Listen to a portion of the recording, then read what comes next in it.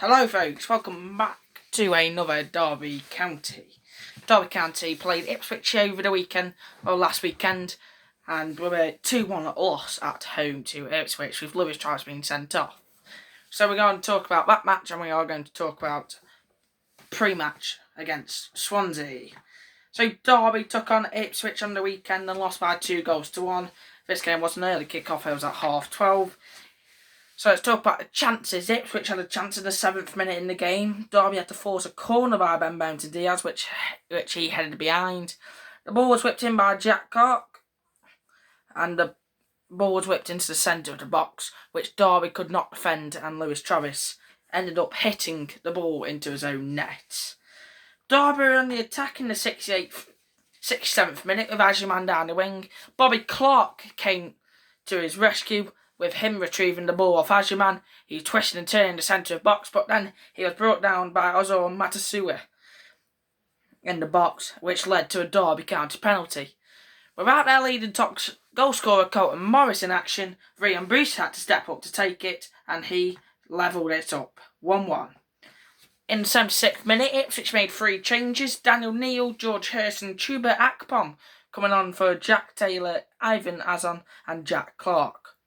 A minute later, in the 77th minute, Casey McAteer crossed the ball into the back post, which Joe Ward had to mark too, so he did not see the arising Leif Davis in the centre of the box, which him smashed the ball into the back of the net with his head straight into the top corner. Ryan Brewster went for the acrobatic save, but he could not squander. In the 94th minute, last chance of the game for Derby, they had a chance from a free kick from Ajiman, who was brought down on the wing. Derby's new signing, Derry Merkin, whipped the ball into the box, but it was cleared by an Ipswich defender and a full-time whistle blew, which ended in Derby County 1, Ipswich Town 0. Man of the match went to number 19, Daniel Furling. Derby ended up having 9 shots in the end, 1 on target, 54% possession. I think this is the first time this season Derby have had more possession than any other side. We're expected goals 1.08. Ipswich had more shots, so 13 with 5 on target, possession 46, expected goals 1.51. So Derby have a tough game this weekend. They're taking on Swansea City.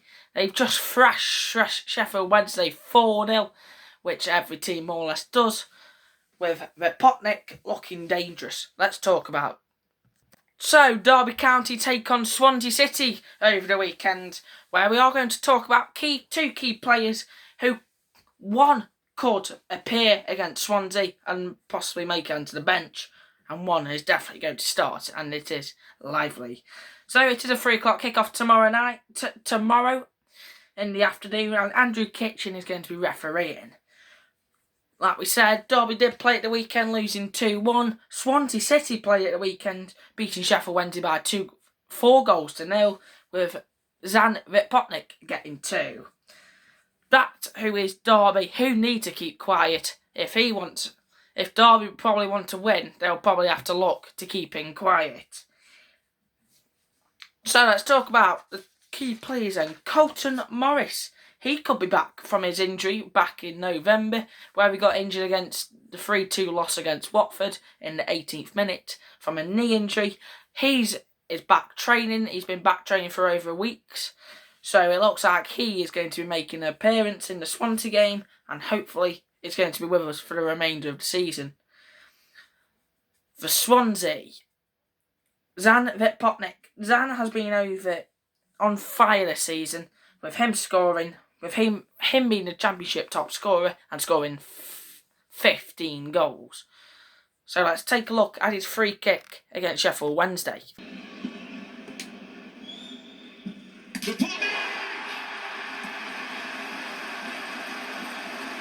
There you have it, dangerous free kick for Zan Vipotnik against Sheffield Wednesday over the weekend. He did end up scoring 2. One was whipped into the area, cut it back behind the defender and smashed it home into the bottom corner. So they are the 2 players who Derby need to look forward, who is key for this game. Derby are looking to end up ending in the playoff places over the weekend, with key teams not playing due to FA Cup.